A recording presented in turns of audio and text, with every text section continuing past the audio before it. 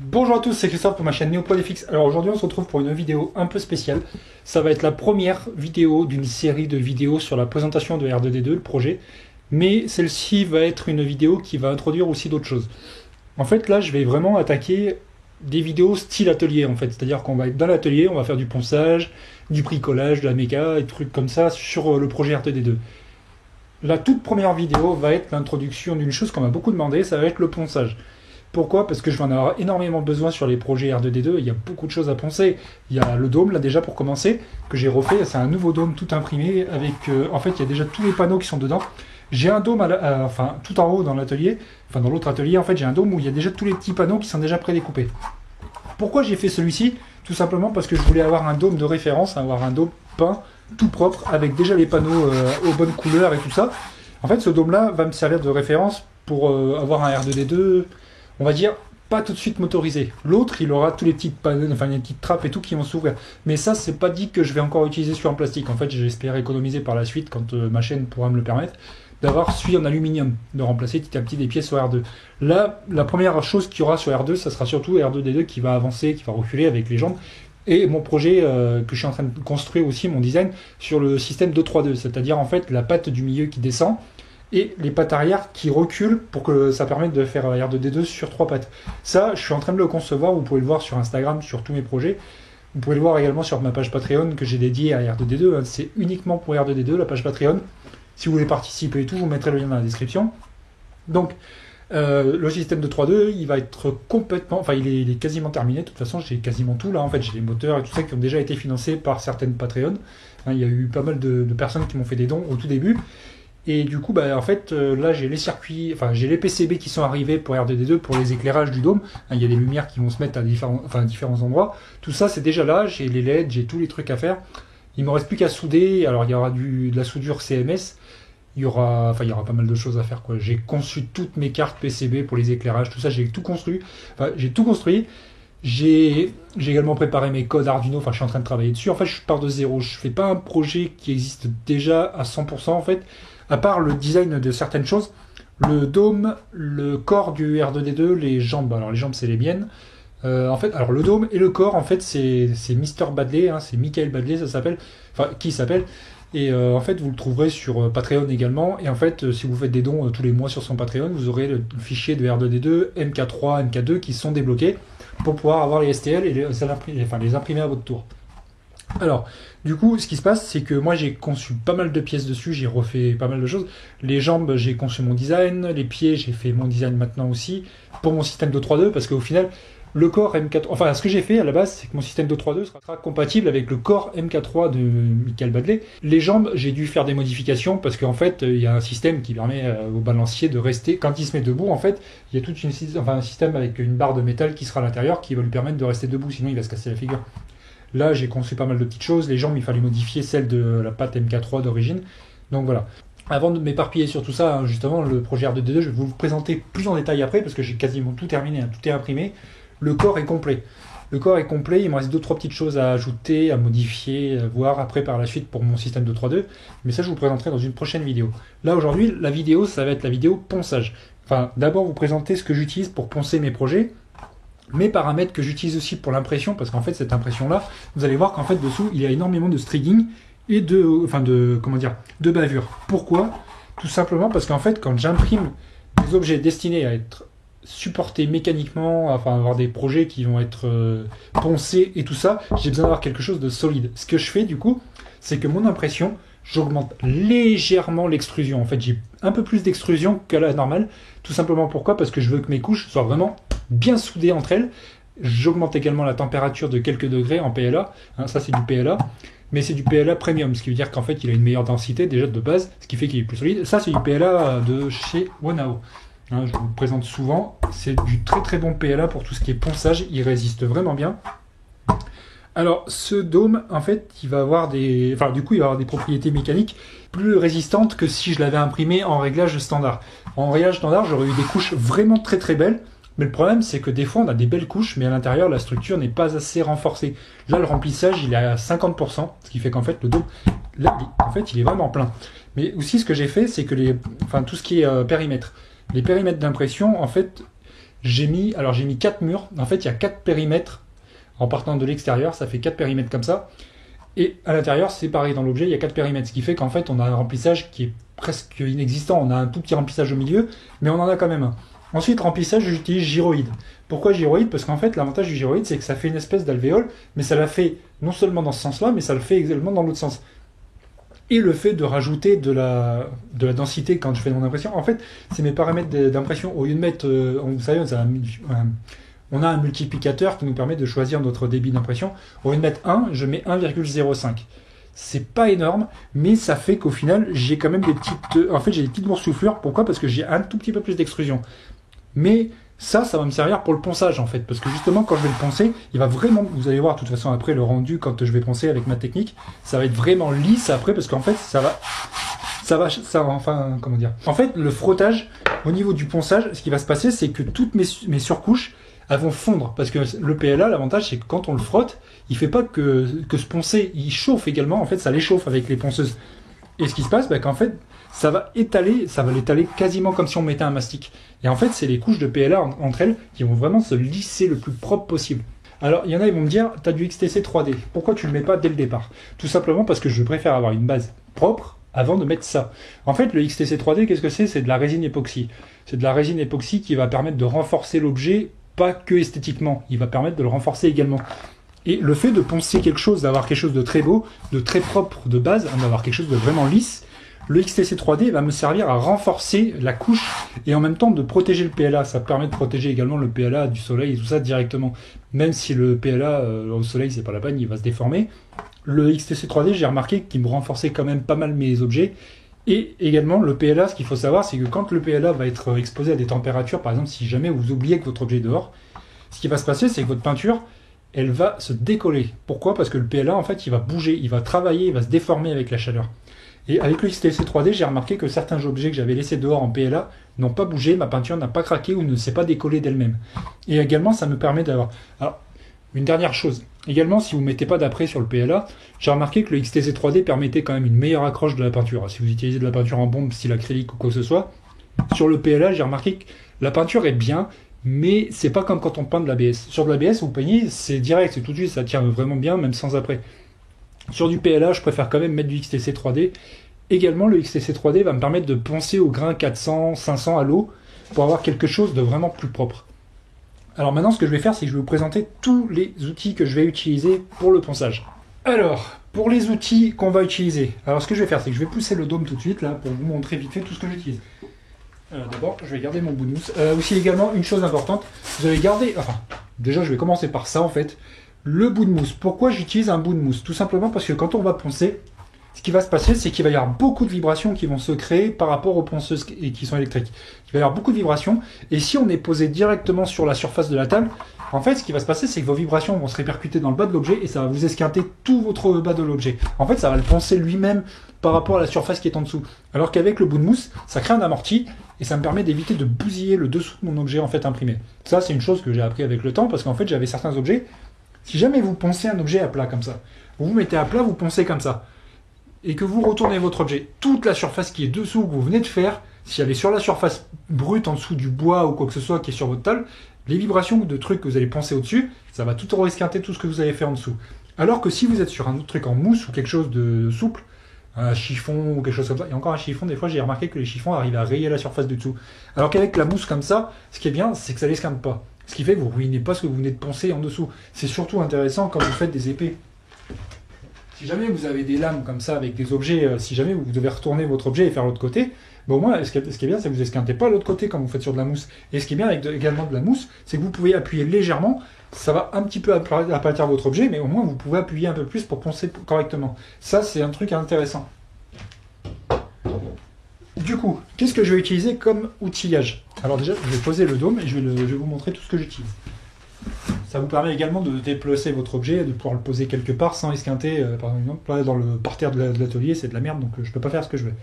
Alors, dans un premier temps, on va devoir ébavurer, nettoyer notre objet, parce qu'il y a du strigging, il y il y a les supports à enlever et tout ça. Donc dans un premier temps, ce que vous allez avoir besoin, ça va être peut-être d'une pince.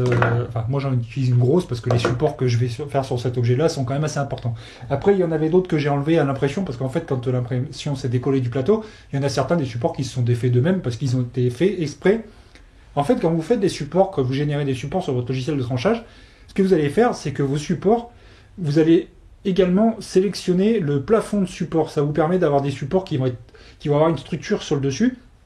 Comme ça, votre objet va reposer sur quelque chose, mais vous n'êtes pas obligé de le coller. Vous pouvez régler également l'espacement entre le support et le dessus de l'objet que vous allez avoir en support. Alors en général, moi je mets 0,5, comme ça au moins en fait ça monte légèrement et en fait le support n'est pas tout à fait posé dessus, mais votre objet va reposer sur quelque chose quand il va redescendre. Ce qui fait qu'au final, ça vous permet d'avoir quand même un support sans que l'objet soit complètement contraint et collé dessus, parce que sinon vous ne pourrez pas le décoller, vous allez péter le reste de l'objet. Donc il va y avoir besoin d'une pince. Pour ceux qui sont super compliqués à défaire, peut-être un cutter pour gratter un peu. J'utilise également un ébavureur. Alors ça, c'est un truc que vous trouverez à Leroy Merlin ou dans les magasins comme ça. En fait, c'est c'est un ébavureur qui peut servir pour tout ce qui est tuyaux en cuivre. Même ça, pour le métal, ça marche super bien d'ailleurs. Pour agrandir des trous ou même rendre des trous beaucoup plus propres. Hein, si jamais vous avez des bords qui sont tranchants, l'ébavureur, ça marche super bien. Et à l'intérieur, en fait, vous avez plusieurs lames qui sont fournies. Bon là, elles sont calées dedans. Vous avez plusieurs lames à l'intérieur, ça se défait ici. Quand celle-ci ne coupe plus, vous pouvez les remplacer. Après, les lames de rechange, ça se trouve à Leroy Merlin. Ça coûte pas très très cher. Je ne sais plus combien elle est payée. Ça fait un moment que je l'ai maintenant. Pour l'impression 3D, ce qui est bien, c'est que les lames mettent longtemps avant de s'user. Parce que vu que c'est que du plastique, ça ne escame pas les lames. Et du coup, ça vous permet, par exemple, si vous avez des trous comme ça sur l'objet, si vous avez des trous par exemple ici, et qu'en fait vous avez encore du dépôt qui vous reste ou quoi que ce soit, en fait ça vous permet de tourner comme ça. Bon là je vais le faire par l'intérieur parce que les saletés sont à l'intérieur, mais ça vous permet vraiment de nettoyer votre objet le plus proprement possible au niveau des trous. Tout ce qui est circulaire. Après même sur les bords ça peut servir pour du brim, si jamais vous avez du brim, parce qu'en fait vu que cet objet là il est très très fin à ce niveau là, en fait ce que j'ai fait c'est que j'ai généré du brim. Du coup, ce que vous faites, c'est que vous prenez votre objet comme ça sur le bord et vous allez gratter votre brim sur tout le tour comme ça.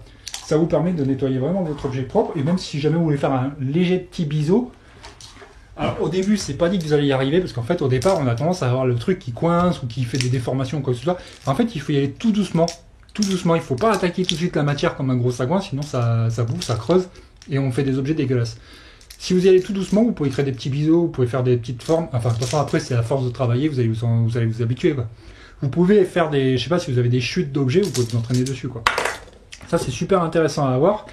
Ensuite, un jeu de limes. Alors, les limes, vous pouvez prendre ce que vous voulez. Hein. Moi, j'en ai des petites pour les détails, des grosses. Alors, j'en ai une plate, mais qui est légèrement bombée sur un côté. Ça, c'est pratique également pour les trous arrondis, parce qu'au moins, vous pouvez nettoyer et finir de nettoyer le bord, si jamais vous l'avez pas bien nettoyé avec ça. Ça vous permet de vraiment faire quelque chose de pas mal. Ensuite, on a la lime plate qui est bien pour les carrés, hein, quand vous avez des rectangles ou des trucs comme ça. Ce qui est bien, c'est que comme c'est un angle droit sur les côtés, vous pouvez finir de nettoyer vos coins, en fait, vos objets qui sont des coins. À ce niveau-là, en fait, au niveau du coin, vous pouvez faire quelque chose de propre. J'ai une lime carrée qui permet des fois pour des objets tout... Enfin, si jamais c'est des trous qui sont plus petits, que je peux pas passer avec celle-là, j'y vais avec celle-là. J'ai également la ronde. Celle-là, c'est une lime toute ronde pour faire des tout petits trous que je ne pourrais pas passer avec la grosse. Et ensuite, j'ai des jeux de limes comme ça que j'ai dans la serrante, des toutes petites limes pour les détails. Si jamais vous avez des rainures, des petits trucs à finir de nettoyer proprement, avec ça, vous pouvez le faire. C'est vraiment intéressant. Ensuite, on va attaquer... Alors, il va y avoir pas mal de petites choses que j'ai oublié de vous parler. C'est le chalumeau. Vous allez me dire, mais qu'est-ce qu'il faut avec un chalumeau sur du plastique? En fait, ça, c'est pour le strigging. Parce que le strigging, c'est super chiant à enlever. Quand on a quelques-uns, en fait, en passant d'un endroit à un autre, quand on fait comme je fais, que j'augmente la densité, en fait, on va avoir quelques strigging. Et en fait, ce qui se passe, c'est que j'ai remarqué qu'avec le chalumeau, ça marche super bien. Alors, vous n'y allez pas comme un sagouin à 2 cm du plastique. Vous mettez de loin et vous faites passer comme ça pour qu'en fait, ça fonde. Ce qui va se passer, c'est que le strigging va fondre et il va faire des toutes petites bouloches sur la paroi de l'objet. Et en fait, ces petites bouloches-là, vous avez juste à passer la main et en fait, ça se décolle tout seul. Et en fait, à l'intérieur de votre objet, c'est tout propre. C'est tout propre après. Et du coup, je vais en avoir besoin là pour enlever ça. Ça, c'est super intéressant à faire. Vous pouvez également vous en servir si jamais vous avez des objets qui ont un warping et que vous voulez les reposer. Alors le warping, c'est surtout sur de l'ABS, parce que sur du PLA, vous allez complètement le déformer, votre objet, c'est mort. Sur de l'ABS, vous pouvez rétablir du warping sur certains objets, si jamais il s'est pas trop déformé, si jamais c'est un objet plat, hein, par exemple, parce que si c'est un objet qui était gros et qu'il a warpé, en fait, là, il est mort, l'objet. Enfin, je veux dire, techniquement, moi, je jette. Je me fais pas chier à mettre du mastic ou quoi que ce soit, parce qu'il n'y aura pas de structure solide comme avant, quoi. Donc comme je vous disais, un objet plat qui va légèrement bomber comme ça, vous pouvez le chauffer et puis le reposer proprement. Mais le problème du warping, c'est qu'en général, la couche qui a warpé, en fait, elle fait ça, en fait, elle s'écrase sur l'autre au-dessus. Si jamais celle du dessus, elle s'est stabilisée, en fait, ça s'écrase et en fait, il va vous manquer de la matière parce que la matière, c'est écrabouillé, quoi. Mais c'est surtout pour le strigging, ça, que je m'en sers. C'est super pratique et franchement, ça marche super bien. Ensuite, qu'est-ce que je vais utiliser d'autre? Alors, le XTC, je vous en ai déjà parlé dans la première partie. Là. Alors, le XTC, c'est super facile à utiliser, c'est super pratique comme truc. Alors, par contre, ce qu'il va falloir faire, et je vous en parlerai dans une partie spéciale XTC, parce qu'en fait, là, je vais vous montrer juste du ponçage. En fait, ce que je vais vous montrer là, je vais même pas montrer la vidéo parce que ça va pas être facile à faire tout seul. Mais ce que je vais faire, en fait, c'est que je vais vous montrer ce que j'utilise comme ponceuse pour faire le départ et le rendu avant-après sur l'objet, en fait. Ce que ça va donner avant et après en utilisant pas mal de choses. Alors, avant d'attaquer tout ce qui est papier à l'eau et tout ça, en fait, je dégrossis tout l'objet le plus proprement possible avec du gros grain. Alors, je vais utiliser différents grains. Je vais utiliser du 60. J'ai aussi du 80. Alors, le 60, vous n'êtes pas obligé d'attaquer directement au 60, vous pouvez y aller au 80. Alors, ces petits papiers de verre que j'utilise, tous ces petits papiers de verre, alors c'est des trucs tout cons que j'achète à Action. Ça coûte pas grand chose chez Action. Vous pouvez en acheter des boîtes de temps en temps quand vous allez faire des courses avec madame. Vous prenez de la lessive, des trucs comme ça, bah vous mettez dans le panier de temps en temps, vous mettez des petits disques comme ça. En fait, vous avez différentes tailles dans les disques. Vous avez du 120, vous avez du 80, du 60 et des fois, je crois qu'ils vous mettent du 240. Enfin, c'est ça, 240. Et ce qui est bien, c'est que le 240, pour faire un peu de finition, c'est pas mal avant d'attaquer les autres ponceuses. Ce qui va y avoir de bien également à Action, vous allez acheter ceci. Ceci, c'est quelque chose qui va vous permettre de travailler après la ponceuse. La ponceuse, je m'en sers pour dégrossir vraiment proprement et tout, mais après, je fais quand même y aller manuellement. Et ce qui est bien, c'est que ce petit truc qu'ils vendent à Action, c'est super pratique, ça vous permet de mettre les patins, qui sont également compatibles avec leur ponceuse. Mais l'avantage, c'est... Alors, celui-là, je l'utilise en général avec le 240 et le 400 pour finir, pour faire propre, avant d'attaquer le papier à l'eau. Ce truc-là, l'avantage, c'est que c'est mou. C'est super mou. Et l'avantage sur un dôme de R2D2, comme c'est mou, ben en fait, ça va permettre de mieux finir l'arrondi, en fait, de mieux poncer proprement les arrondis. Et comme c'est mou, en plus, ce qui est bien, c'est que ça vous escape pas la main déjà. Et c'est vraiment amorti, c'est vraiment bien, ça permet de vraiment finir, de faire proprement. Ça, franchement, c'est super pratique. Moi, je dis, c'est indispensable. Parce que si vous y allez avec le papier à la main comme ça, vous allez vite en avoir marre, ça va vous chauffer les doigts. Ça, c'est super pratique. Franchement, il y en a également des rectangulaires. Pour tout ce qui est bien. Enfin, moi j'aime bien la version triangulaire parce que là c'est qu'elle est compatible avec la ponceuse. Alors cette ponceuse là, c'est une ponceuse que j'ai achetée chez Action, c'est la marque Varro, je sais pas quoi là. Je l'ai achetée chez Action, ça vaut 20 balles. Ça fait 3 ans que je l'ai maintenant, c'est incroyable, ça marche super bien, à part le bouton qui a pété ici parce que c'est un silicone qui s'est collé, enfin qui s'est coupé. Mais je veux dire, en elle-même la ponceuse fonctionne très bien. Si j'avais également dû démonter le bouton, parce qu'en fait il y a un petit bout de plastique dedans qui avait cassé, j'ai mis de la super glue et c'est reparti quoi. Mais je veux dire, depuis que je l'ai. Ça ponce très bien, franchement ça ponce très bien. Celle-ci, je m'en sers en général pour finition et sur des objets plats. C'est-à-dire sur des, je sais pas, sur des épées par exemple, des lames qui sont plates. Celle-là, elle est vachement pratique pour ça. Et ensuite, je vais utiliser celle-ci. Ça, c'est une ponceuse Parkside que j'avais achetée à Lidl. C'est pareil, j'avais payé plus d'une vingtaine d'euros, un truc comme ça. Et en fait, celle-ci, en fait, ce qui se passe, en fait, là, vous voyez, ça tourne. Mais en fait, elle ne tourne pas. C'est pas une ponceuse orbitale. Celle-ci, en fait, elle crée des vibrations une fois qu'elle est posée comme ça sur l'objet. Et l'avantage que, comme ça soit rotatif, contrairement à l'autre qui est ponceuse, en fait, l'autre, elle va poncer comme ça. Ça fait que, du coup, on ponce pas de la même façon. Alors que celle-ci qui ponce, on va dire circulairement, je sais pas comment expliquer ça, mais en fait, vous voyez le truc. Et en fait, ça ponce comme ça. Enfin, ça fait des mouvements comme ça. Et l'avantage, c'est que sur les objets qui sont en fait un dôme ou un truc comme ça, même sur les objets de plat, ça marche super bien. Ce que je fais en fait, c'est que je la pose pas à plat. Je vais la poser légèrement sur le coin comme ça et je vais vous montrer que ça fait un rendu mais nickel après. Ça mange bien toutes les espèces d'imperfections, hein, tout ce qui est rainure de l'impression 3D, ça les mange super bien. Et du coup, avec un grain, moi en général j'utilise le grain 80. Alors du coup, le 80 est très bien. Après, je vais attaquer avec le 200. Alors j'ai dit 240, normalement ouais, c'est celui-là. Alors, en général, j'alterne 80, 120. 120, c'est pas mal pour finir avec ça, c'est vraiment bien. Ensuite, ce que je vais utiliser, alors ça va être celle-ci. En général, celle-ci, ce que je fais, c'est que je lui mets le 400. Je lui mets le 400, ou sinon je lui mets carrément du 240. J'ai du 180 également, si jamais j'ai plus d'autres grains pour attaquer. Après, les machines, c'est bien, mais si jamais on a besoin de corriger certains détails, certains défauts et tout ça, et qu'on veut faire de la finition à la main, en plus de ça, avec les patins, je vais utiliser différents papiers de verre. Je vais avoir différents papiers de verre, différents grains en fait. Je vais avoir du 100, du 150, j'ai du 120 et j'ai du 180. Alors ceci, sont quand même assez... En fait, on va dire qu'ils attaquent quand même pas mal la matière. Ceux-là, ils ont quand même tendance à... Enfin, c'est pas le même grain qu'ils utilisent. Je pense que c'est pas la même matière comme... Enfin, on dit que c'est du papier de verre, mais il y en a certains, c'est pas tout à fait le même grain qui est dedans, enfin, la même matière. C'est en fonction de la qualité qu'on va avoir, il y a de la tôle et tout ça. Là, on a vraiment quelque chose... Ceux-là, je trouve qu'ils bouffent vachement du grain 100, là, ils bouffent vraiment plus que le... Ils bouffent quasiment plus que le 80 que j'ai en comme ça. Enfin, je veux dire... Ça va dépendre de ce que vous allez avoir besoin. En général, ceux-là, je m'en sers pour la finition sur le mastic. Quand j'ai du mastic, une chose qui va être super pour faire de la finition, quand vous aurez fini votre ponçage, si jamais vous avez encore des imperfections, des creux ou quoi que ce soit, comme je vous disais, ça, je l'utilise sur du mastic.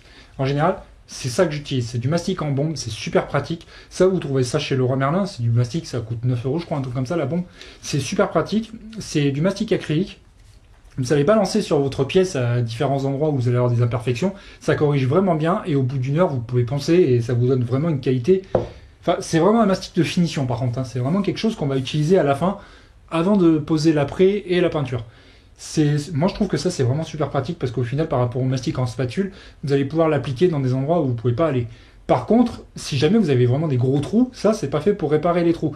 Si vous avez vraiment des gros trous, vous allez utiliser du mastic polyester ou des trucs comme ça, des mastics bicomposants qui sont vraiment faits pour la carrosserie. Ça va être, vous pouvez même attaquer sur du gel coat, truc comme ça marche super bien pour faire du finition. C'est vraiment bien. C'est vraiment bien et en plus le gel coat, ce qui est bien, c'est que c'est vachement costaud. Ça permet d'avoir quelque chose de costaud si vous avez des endroits, des pièces qui étaient collées entre elles. Ça permet de bien masquer et ça permet de bien renforcer. Le gel coat, ça réunit vraiment bien les pièces.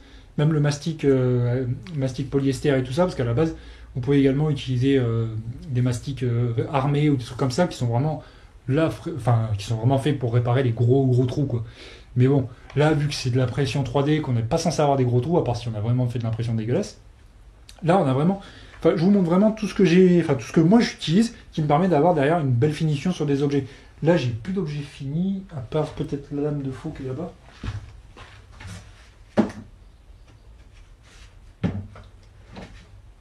Là, je vais avoir cet objet-là qui est ici. Alors, cet objet-là, il n'est pas fini encore. Il y a encore de la finition à faire dessus. Puis en plus, cet objet-là, il est fait pour avoir une finition abîmée parce que c'est une lame en fait d'une série. Et en fait, j'ai fait exprès d'avoir une finition, on va dire damage, comme on appelle ça en anglais, un damage, un truc abîmé. C'est-à-dire qu'en fait, après, je vais avoir une finition avec des endroits où je vais faire des coups, des trucs comme ça, pour avoir un objet qui fasse plus réaliste, un objet qui aura servi à un combat ou un truc comme ça. Sur le R2D2, ce qui va se passer, c'est qu'il va y avoir également la même chose à faire, en fait, c'est-à-dire qu'en fait, on appelle ça le watering. Vous pouvez avoir de la salissure, mais vous pouvez avoir également des coups. Moi, j'appelle ça du damage, hein, parce que c'est des trucs qui sont abîmés. C'est des trucs qui sont abîmés, alors c'est pour ça qu'en fait, ce que je vais faire, c'est que je vais peindre tout le dôme en gris métal, et ensuite, je vais faire le bleu par-dessus le gris métal sur certains endroits. Pourquoi ? Parce qu'en fait, en faisant des coups sur le bleu, quand il n'est pas encore tout à fait sec, du coup, vous pourrez avoir des effets de métal en dessous. Vous savez ce que je veux dire, quoi. Comme si la carrosserie était apparente par en dessous, quoi. Sur les bords, sur la finition. Soit on fait comme ça, soit j'ai vu qu'il y en avait qui faisaient carrément l'inverse. En fait, il y avait le bleu et qui mettaient du pinceau gris par-dessus pour faire l'abîmer. Moi, j'aime bien le faire un peu plus réaliste en montrant que c'était en dessous. Comme ça, on voit vraiment la craquelure du bleu en dessous. En fait, on voit la couche métallique qui ressort en dessous. Alors après, pour le R2D2, ce que je pars complètement à zéro. Alors du coup, j'ai récupéré de la peinture gris métal. Je ne sais pas si c'est celle qui va me servir de finale. Je vais la tester sur différents objets, sur des morceaux d'objets qui sont déjà imprimés. Enfin, je veux dire des trucs qui m'ont déjà servi pour d'autres trucs. Et je vais voir si le gris métal me plaît avant de l'appliquer sur le dôme final, pour être sûr de ne pas gaspiller, de tout repenser à la fin, quoi. Donc du coup, là, ce que je vais faire, c'est que je vais d'abord finir d'enlever les supports qui restent sur le dôme. J'ai oublié de vous parler également de d'autres objets que j'utilise pour le nettoyage. Une fois que vous avez poncé, vous avez du papier à l'eau. Alors ça, c'est du papier, en fait, vous le mouillez. Et en fait, quand vous allez poncer avec du papier mouillé, ça va permettre de vraiment lisser encore plus propre l'objet. Parce que le fait que ce soit mouillé, ça va enlever également les poussières. Parce que quand vous poncez avec du truc sec, tout ce qui est poussière vont se frotter entre elles. Ça va se frotter entre elles et du coup, ça va rayer. Alors qu'avec le papier à l'eau, ce qui se passe, c'est que du coup, ce qui est poncé coule. Ça ne reste pas sur la surface. Et ce qui fait que ça permet de vraiment poncer quelque chose de plus propre. Et à la fin, vous aurez vraiment une peau de bébé, quoi. Vous aurez vraiment quelque chose de lisse. En général, là, j'en ai plus, j'ai plus de 400, faut que j'en récupère. Mais avant d'attaquer le papier à l'eau, j'ai pas mal de boulot à faire avant de faire la finition. Il me reste du 240 et du 120. Après, le 120 attaque vraiment bien. Le truc, c'est que c'est des feuilles qui se découpent à la main et ça se bouffe assez vite quand même, ça. Du coup, après, ce que je fais, une fois que j'aurai fini de poncer tout ça, en fait, quand j'ai besoin de temps en temps, ce que je fais, c'est que je prends une balayette comme ça. J'ai une balayette pour nettoyer le sol, j'ai un truc avec la pelle, vous savez. Et en fait, ce que je fais, c'est que je fais ça pour enlever tout ce qui est, on va dire, poussière. Et également, une soufflette. Alors, si vous n'avez pas de compresseur ou quoi que ce soit, bah, ça va être autre chose, quoi. Vous pouvez, je sais pas, enfin, je veux dire, le compresseur, quand on fait du ponçage, c'est quand même vraiment utile, la soufflette, parce que ça vous permet de souffler et de vraiment revoir si vos interstices réapparaissent. Parce que si vous nettoyez juste avec la balayette comme ça, des fois vous voyez pas que ça récupère. Alors qu'avec la soufflette, quand on a une bonne pression, ça vous permet vraiment de dégager les interstices où là la poussière va se mettre en fait. Comme ça vous permettra de voir vraiment s'il vous reste encore des endroits qui sont imparfaits, qui sont vraiment pas encore assez bien poncés. Alors une dernière chose après, j'utilise un chip sheet et du sopalin. Ce chip sheet, alors dedans c'est de l'éthanol que j'utilise, là vous n'êtes pas obligé d'utiliser de l'éthanol. Ce qui est bien, c'est que sur le PLA on peut utiliser de l'acétone, ça va pas l'attaquer, ça permet quand même de bien nettoyer. Vous pouvez mettre de l'acétone, par contre dans un chip sheet comme ça, l'acétone je vous le déconseille, ça va le bouffer parce que ça c'est de l'ABS, le machin qui est en haut là. Vous pouvez utiliser de l'alcool, hein, tout ce qui est alcool isopropylique ou des trucs comme ça. Vous pouvez également utiliser du white spirit. Alors le problème du white spirit, c'est que je trouve qu'il s'évapore très mal et ça pue. Après la pièce, ça va puer pendant un moment. Du coup, j'utilise ça en fait, c'est d'éthanol. Ce qui est bien, c'est que ça s'évapore très vite et du coup, ça permet de bien nettoyer assez rapidement. Du coup, ce que j'en fais, c'est que je pchite sur du sopalin et je finis de nettoyer proprement. Comme ça me permet de tout dégraisser la pièce. Une dernière chose. Avant d'attaquer la finition et la peinture, vous allez devoir mettre des gants. Moi, en général, je mets des gants en nitrile. Pourquoi ? Parce que c'est la dernière phase où on va avoir besoin de moins de graisse possible des mains. Tout ce qui est gras des doigts et tout, quand vous allez faire ça, là, vous allez mettre du gras. Si vous mettez des gants en nitrile, ce qui est bien, c'est que vous allez pouvoir finir de poncer proprement, je veux dire, à l'eau et tout ça. En fait, vraiment avoir une finition le plus propre possible. Vous allez rincer le truc le plus propre possible pour qu'il n'y ait pas de poussière, pas de graisse. Et comme ça, votre couche d'après et de peinture vont adhérer le plus propre possible. Parce que ce qui se passe, c'est que des fois, en plus, il va falloir faire gaffe, parce que là, quand l'hiver arrive, il va falloir que je fasse attention quand je vais faire la peinture, il va falloir que j'ai un minimum de 20 degrés. Sinon, la peinture va craquer, elle va pas adhérer à cause du froid. Et elle ne séchera pas également. Donc tout ça, c'est vraiment important à prévoir.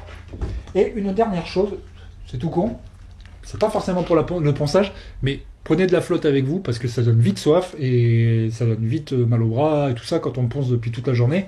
Donc prenez de la flotte à bouffer avec vous et puis prévoyez votre après-midi si vous allez vraiment attaquer sur des gros projets comme ça. Allez, on va attaquer. Donc dans un premier temps, ce qu'on va faire, c'est qu'on va... J'ai oublié de vous parler d'autre chose aussi également dans la vidéo. Vous voyez qu'au fond, là, vous verrez qu'il y a des ponceuses électriques. Hein, vous avez une ponceuse rotative comme ça. Cette ponceuse rotative, là, me sert bien pour la finition, mais là, pour le dôme, j'en aurais pas besoin. Et également la ponceuse à bande électrique avec directement le meulet, en fait. La tour à meuler, ça me sert en général quand je fais des objets en métal ou des trucs comme ça, ou des lames ou des trucs comme ça. Là, pour le dôme, j'en aurais pas besoin, ça sera vraiment ici que ça va se passer, quoi. Alors, je vais pas attaquer tout de suite le ponçage, je vais d'abord finir de tout enlever, tout ce qui est support, tout ce qui est défaut et tout ça. En fait, tout ça, là, je vais le finir à la lime, pour avoir vraiment quelque chose de plus propre possible avant d'attaquer le ponçage. Vous voyez qu'ici également, il y a des petites formes, là, en fait, toutes les petites formes comme ça. Ça, c'est créé en 3D avant de faire l'impression. Et en fait, c'est des supports. Ça s'enlève à la pince. Hein. Il va falloir y aller, craquer tout ça et les enlever. Alors, c'est là également qu'il va falloir faire gaffe. Parce que comme j'ai créé légèrement de surimpression, il est possible que les jointures se soient mieux fait. Ce qui se passe, c'est que du coup, ça risque de casser l'objet. Alors, du coup, il faut y aller doucement, quoi. On va pas y aller comme un sagouin, quoi. Il faut y aller vraiment... En fait, ce qu'il faut faire des fois, c'est qu'il ne faut pas hésiter à casser le support au milieu. Hein. Il faut le casser ici, en fait. Là, vous allez voir que des fois, ça vient pas tout seul. Des fois, il faut faire levier, des fois, il faut faire d'autres trucs. Alors là, en fait, ce qui a craqué, c'est qu'en fait, j'en ai cassé un petit bout.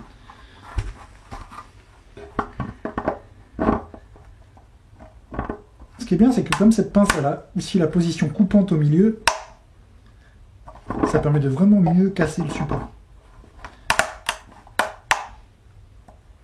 Il faut le faire craquer un peu, comme ça, au moins, on sait que ça s'est décollé. Là, voilà. Celui-là, on peut le faire tourner, c'est bon. Voilà. Donc, comme je vous disais, il va falloir, dans un premier temps, enlever tout ce qui est support dégueulasse. Donc là, vous allez voir qu'en fait, là, j'ai réussi à enlever le morceau, là, avec la pince. Et je vais vous donner un autre petit conseil. En fait, le chalumeau, vous savez, qui me sert pour enlever le strigging, mais il ne me sert pas également qu'à ça. Je vous conseille de prendre des lames de cutter, des vieilles. Hein. Et ce que vous faites, en fait, c'est que vous allez chauffer la lame de cutter et vous allez vous en servir pour vous savez, la zone où il y avait le support, en fait, vous allez la lisser avec le fait que la lame soit chaude, en fait, ça vous permet d'aplatir le plastique le plus proprement possible. Ça va vous servir également à autre chose. En fait, vous allez avoir cet endroit-là qui est également un support. Et en fait, ce que vous allez faire, c'est que vous allez chauffer votre lame de cutter et votre support, vous allez le couper au milieu. Et une fois qu'il est coupé au milieu, bah, vous n'avez plus qu'à tapoter un petit peu dessus comme ça. Là, vous allez voir qu'en fait, le support, maintenant, il est censé venir tout seul. Enfin, à peu près. Si je l'ai bien décollé de partout. Voilà. Là, vous voyez. Je balance ça dans l'atelier. Et là, après, on n'aura plus qu'à passer. Soit on fait de la lame chaude, soit on prend la lime. Et puis là, on a quelque chose de pas trop mal. Alors, comme je vous ai dit, ça, je vais le faire à la fin, à la finition. Je vais vraiment la faire à la fin. Je vais d'abord dégrossir un maximum, enlever tout ce qui était support, comme ça et tout ça. Je vais vraiment le décoller le plus proprement possible. Finir tout ça et enlever surtout ça. En fait, cette partie-là, vous voyez au milieu, là, tout ça, la tour, en fait, ça, c'est un support que j'ai fait également pour pas avoir le dessus qui s'affaisse ou qui soit le plus propre possible. Comme ça me permet d'avoir une belle impression. Donc là, ce que je vais faire, en fait, c'est que je vais vous épargner le timelapse de ponçage, parce qu'en fait, je suis tout seul, donc j'ai personne pour me faire des plans ni quoi que ce soit, donc c'est pas facile tout seul. Enfin, je suis tout seul. Ma femme s'occupe de la petite, donc du coup, elle peut pas être dans l'atelier en même temps pour me faire des vidéos. Vous voyez également la lame de cutter, ça vous permet d'enlever tout ce qui était brime autour, là. N'hésitez pas à aller au cutter proprement. Vous ne creusez pas par contre, vous y allez vraiment juste sur le bord.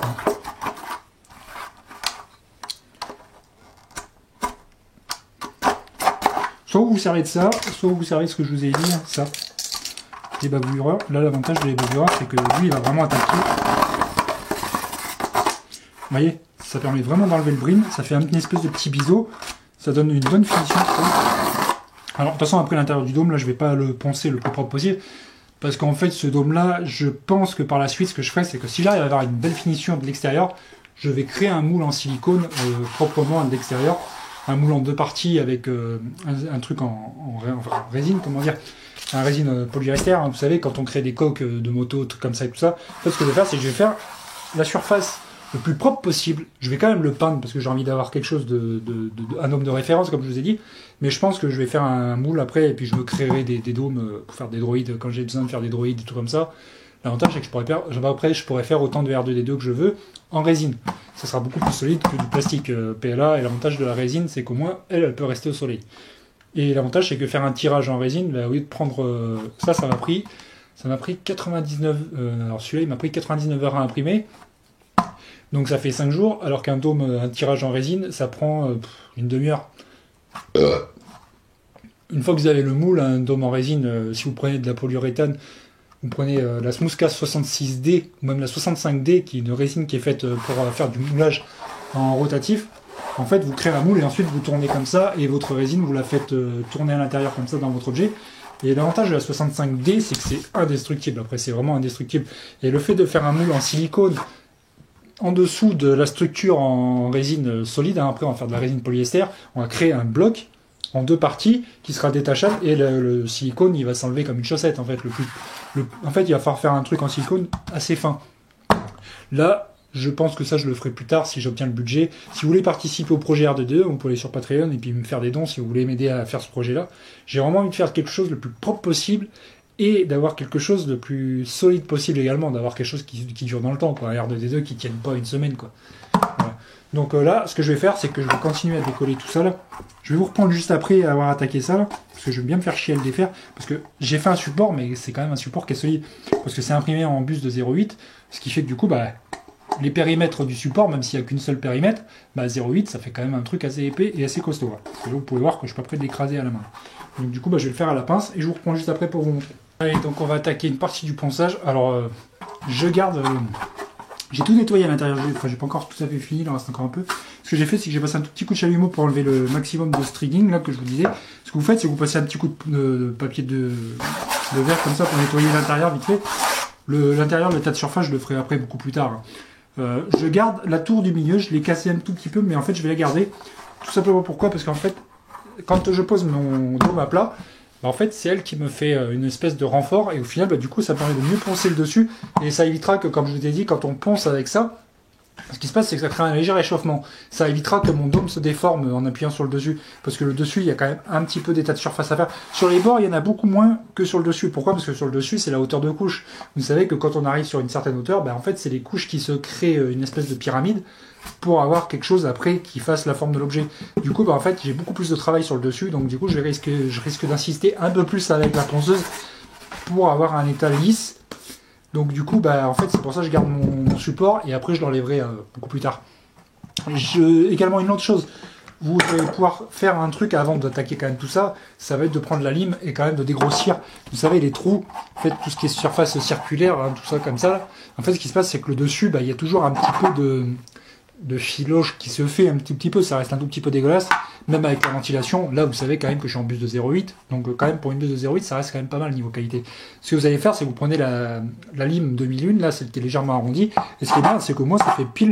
Enfin, vous grattez légèrement pour nettoyer proprement. Après, on va finir propre, et après, on fera vraiment un état de finition le plus propre possible. Soit on le fera à la lime, soit on le fera à la Dremel beaucoup plus tard, mais la Dremel je l'ai laissé dans l'atelier d'en haut, donc du coup je peux pas vous la montrer tout de suite, mais c'est pareil pour la Dremel, il y a pas mal de petites choses qui peuvent aider au niveau des rainures, tout ça, j'ai des petits embouts qui se mettent exprès pour faire les rainures, je veux dire, je le ferai beaucoup plus tard, le but là c'est d'avoir quelque chose le plus lisse possible, en dégrossissant au grain déjà, alors là je suis à combien? Je suis à 80, je peux même descendre à 60 pour vraiment attaquer le plus possible, là le but ça va être de lisser tout ce qui est couche d'impression en fait, comme je suis en 0,8 et que j'ai surinjecté un peu plus de filament, ça fait toujours un état de surface un petit peu, ça crée, on voit vraiment les couches quoi. Et là du coup le but c'est de vraiment le nettoyer le plus propre possible en dégrossissant. Alors là je pense que j'en ai pour un petit moment. Alors ce que je vais faire c'est que je vais vous montrer le départ en accéléré là, et puis je vous montrerai ce que ça donne après. Alors du coup un petit conseil que je vais vous donner, c'est de prendre un crayon à papier et de faire un trait comme ça. Vous faites un trait ici. Je vais pas gratter tout le truc pour savoir où c'est que j'ai pensé. Ce que je fais, c'est qu'en fait, je fais une flèche. Je crée un trait, des traits comme ça, je fais des flèches. Pourquoi? Parce qu'en fait, je vais faire ça. Je vais poncer comme ça. Et je vais faire le tour. Tout simplement, pourquoi je mets ça? Tout simplement parce qu'en fait, je vais faire ça. Et je veux pas revenir plus tard. Je veux pas me perdre. Si jamais je m'arrête, je vais boire, je vais bouffer ou un truc comme ça. Et que des fois, vous savez, on ne sait plus trop où on en était. En fait, ça me permet de... En fait, ce que je fais, c'est que là où je suis passé, je fais une croix. Je m'en fous que ça se ponce après, le crayon à papier, ça s'enlève. Mais moi, je fais une croix pour savoir que là, par exemple, tu vois, c'est fait. Voilà, je vous le montre vite fait comme ça, mais ce qui est bien, c'est que le crayon à papier, voilà, je peux l'effacer, quoi, ça se gomme. C'est l'avantage, c'est que ça se gomme. Donc du coup, au moins, après, je sais que je l'ai fait, quoi. En fait, ça me permet d'éviter de creuser un peu trop à un endroit. Parce que le but, c'est quand même d'avoir quelque chose de régulier, de ne pas avoir un endroit qui est creusé comme un tac-bois, et puis de rattaquer sur le même endroit quand on revient d'aller pisser ou d'aller bouffer, quoi.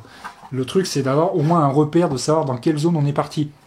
C'est pareil, on va essayer de vraiment faire toute une zone comme ça à chaque fois. On va essayer de vraiment faire toute la zone, plutôt que de faire comme ça, de revenir après pour avoir vraiment quelque chose de régulier, comme je vous dis tout le long. Le but, c'est d'avoir vraiment des couches régulières. C'est comme un quartier d'orange. Vous allez vraiment attaquer proprement sur des quartiers, quoi. Allez hop, on va attaquer. Alors du coup, un conseil également, mettez un casque. Parce que ça fait quand même pas mal de bruit. Alors du coup, je suis obligé d'enlever le bonnet parce que sinon ça me... Faites ça. On met le casque, le bonnet. Vous pouvez également mettre des lunettes de protection. L'avantage, c'est que celle-là, elle ne balance pas trop de poussière et le PLA, il vole pas trop. Par contre, quand on va attaquer tout ce qui est résine et tout ce qui est mastic, on mettra ça pour éviter de respirer les saloperies. Également, pensez à prendre un petit tube de colle des fois si jamais vous avez des zones qui sont fragiles, qui peuvent se casser ou quoi que ce soit. Là, je prends de la Sader colle spécial matériaux. Ça colle super bien le PLA. Et franchement, ça bouge pas. Ça peut servir. Donc voilà. Donc comme je vous disais, la petite brosse, le ponçage. Alors je vais quand même tester le 60. Parce que je sais plus si je l'avais testé. Celui-là, c'est des nouveaux que j'avais acheté il n'y a pas longtemps. Parce que le 80, il est bien, mais il attaque pas assez encore. Allez, c'est parti.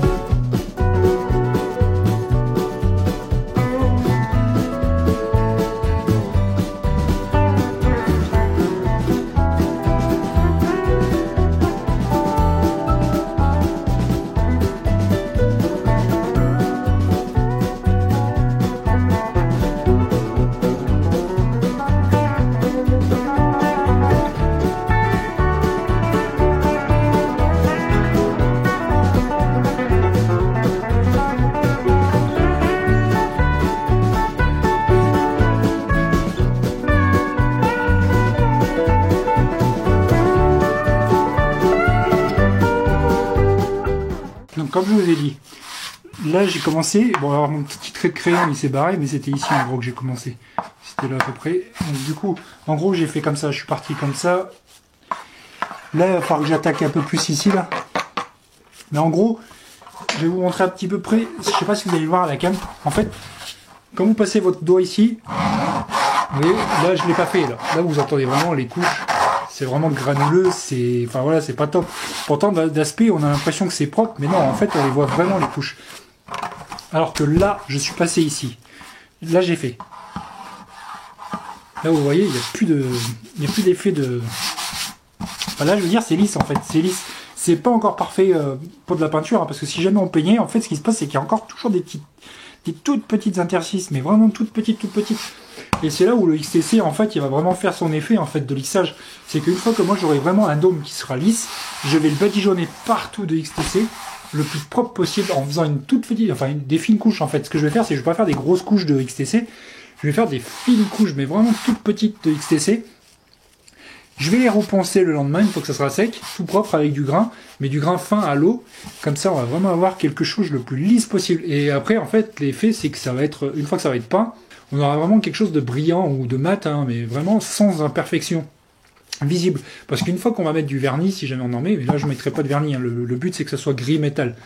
Gris métal, et je pense qu'avec la peinture que je vais mettre, ça aura un beau rendu quand même. Ce qu'il va falloir faire gaffe avec le XTC, c'est que le XTC il va risquer de... En fait, si on en met trop, le XTC rentre dans les petites interstices, par exemple ici les détails, et ces détails-là, moi je veux pas les masquer. Le truc, c'est pour ça qu'il faut faire des vraiment fines couches avec le XTC. On fera ça dans une prochaine vidéo, hein, ça sera la vidéo spéciale XTC du dôme.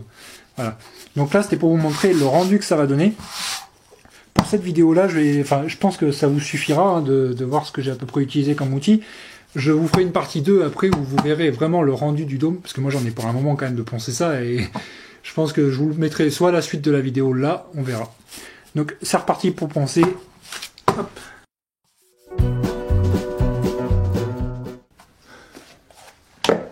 Bon. Après une bonne petite heure et demie là de ponçage, j'ai fait tout ce côté. Tout ce côté est fait là. J'ai mis du crayon là sur la zone que je n'ai pas faite encore. Il me reste 3 quarts. Enfin, il me reste un quart en fait sur les. Bon, une bonne partie quoi. Moins de la moitié quoi. Par contre, alors du coup, vous pouvez constater quoi que. Là c'est le côté qui n'est pas fait, c'est granuleux, c'est rugueux, c'est pas top. Par contre, là c'est tout, là c'est vraiment lisse, c'est vraiment pas mal. Ça me plaît là. Enfin je veux dire par rapport à ce que j'ai fait à la machine quoi. Après j'ai pas fait de finition encore. Je veux dire que je vais vraiment attendre d'avoir tout le truc le plus lisse possible pour après attaquer, mettre une couche de XTC. Donc ça sera pour la deuxième partie que je vais faire. Enfin, je vous ferai des épisodes régulièrement du projet R2D2 du coup, hein, du ponçage, de l'XTC, tout ça, entre les vidéos de test des machines quoi. C'est histoire aussi de meubler un peu la chaîne et puis de mettre du contenu régulièrement sur des projets justement, parce que c'est bien beau de tester des machines, mais il faut que je vous montre ce que je fais avec maintenant. Donc du coup, bah là je fais le dôme, mais après il va y avoir aussi tout le corps de R2D2 à poncer, il y a énormément de boulot. Donc dites-moi dans les commentaires ce qui vous intéresse, hein, si vous voulez que je vous fasse des épisodes ou des trucs comme ça au fur et à mesure des étapes. Là moi je termine ce dôme, parce que j'ai vraiment besoin du dôme, là en fait j'en ai besoin pour faire, je suis en train de faire les PCB, les cartes électroniques pour le dôme, pour tout ce qui est éclairage, donc j'en ai besoin. Il y a aussi le corps, mais malheureusement le corps j'attends du budget pour continuer, donc je peux rien faire pour l'instant, parce qu'en fait il me manque du budget pour continuer tout le système de 3.2 du corps. Pour différents trucs, pour acheter du câblage, des moteurs, des trucs comme ça. Enfin, les moteurs, j'ai tout. Il me manque encore un peu de budget aussi pour tout ce qui est acheter des courroies, des pignons, des trucs comme ça. Donc, si vous voulez participer, n'hésitez pas à aller sur le site Patreon. Hein, je vous mettrai le lien dans la description. Après, il y a mon Tipeee de la chaîne dans lui-même. Alors, je vais essayer de pas tout mélanger. En fait, le budget Patreon, ça sera exclusivement sur R2D2, sur le projet Droid, et le Tipeee, c'est pour la chaîne. En gros, pour acheter de l'éclairage, des caméras, des trucs comme ça et tout. C'est vraiment, j'essaie de dispatcher le truc comme ça, au moins c'est voilà quoi, ça me permet de voir ce qui vous intéresse le plus au final. Voilà. Donc merci à vous de me suivre, n'hésitez pas à vous abonner, partager la chaîne, allez sur Instagram, hein, suivez-moi Neoprod-FX. Vous verrez tout ce que je poste au niveau des projets et tout. Donc là, la prochaine étape, ça sera la pause. Enfin, je vais terminer le ponçage. et ça sera la pose du XTC, séchage et tout ça, et on fera un ponçage du XTC quand il sera tout sec. Je vais vraiment faire un truc le plus propre possible. On verra si on a besoin de faire de la finition au niveau des rainures, parce qu'avec le XTC, j'en suis sûr qu'il va me bouffer les rainures là. Enfin, il va se mettre dans les rainures quand il va sécher. Donc il faudra que je gratte un petit peu la Dremel et tout, enfin proprement quoi. Et après je terminerai en nettoyant l'intérieur le plus propre possible. On va passer des coups de lime aussi, je vais vraiment passer un coup de Dremel le plus propre possible sur tous les trous, sur tout ce qui est, la finition quoi. Et après on passera à la peinture du dôme. Salut!